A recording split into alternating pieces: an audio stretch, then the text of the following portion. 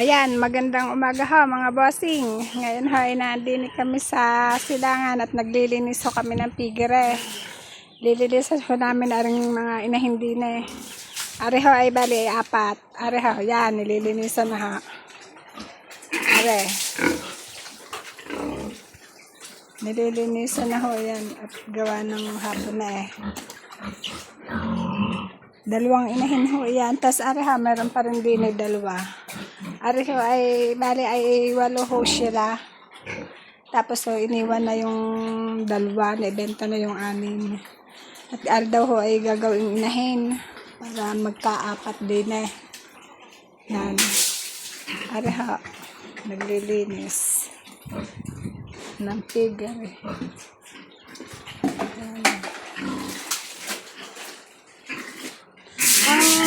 Ang seso pala no, naliliit din yung dalawa na.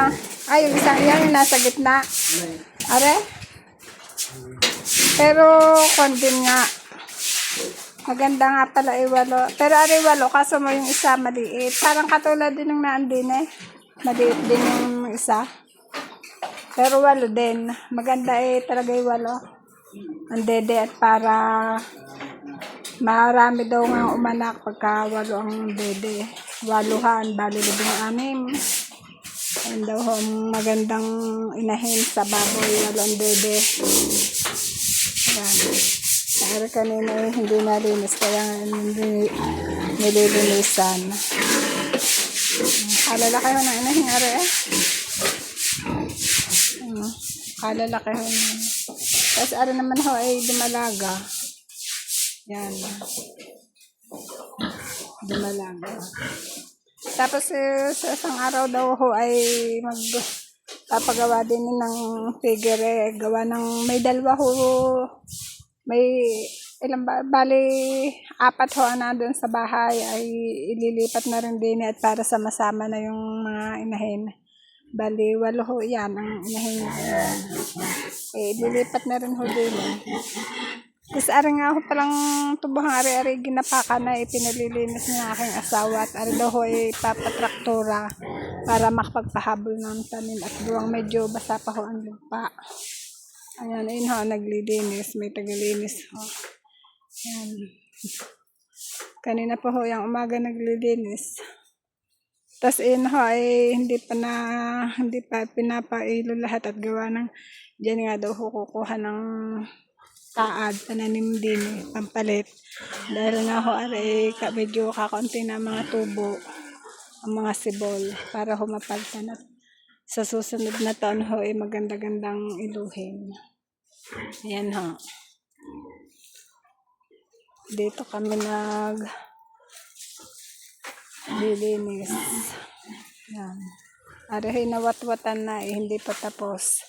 Kaya yan, pinawatwatan ng aking asawa doon kay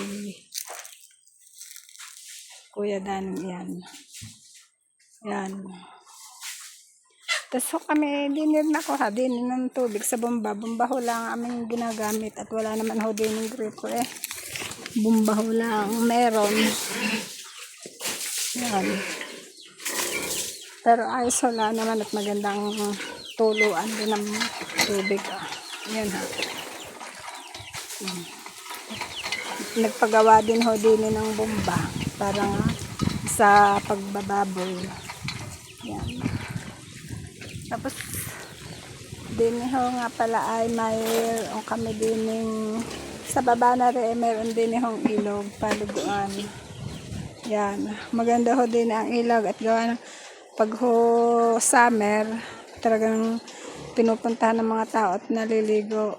At gawang maganda nga at malalim. Tapos medyo maluang. Nakakapag-dive sila. Yan. Ayan na. May kamutihan pa nga pala kami doon. Ari ha, ang aking asawa. Hi ka muna. Hi. Ayan ha, naglilinis dyan. Tapos din ha ay mayroong kamutihan. Din eh. Kamuting bagin.